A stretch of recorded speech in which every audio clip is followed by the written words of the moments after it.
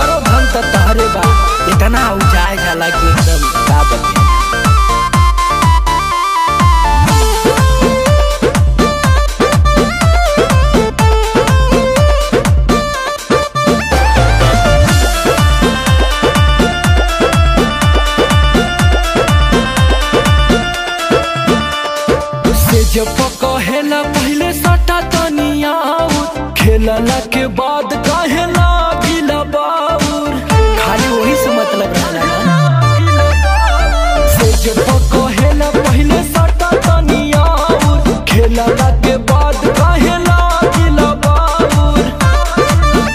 हर मुहे तब करेला न बतिया हो, हर मुहे तब करेला न बतिया हो, मजा मारी फेरी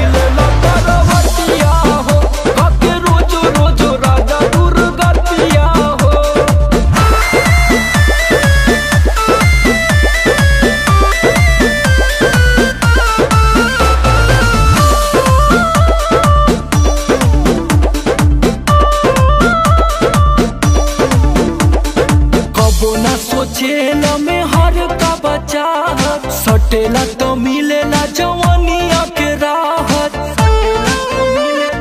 चिपकल रहा है कबो ना सोचे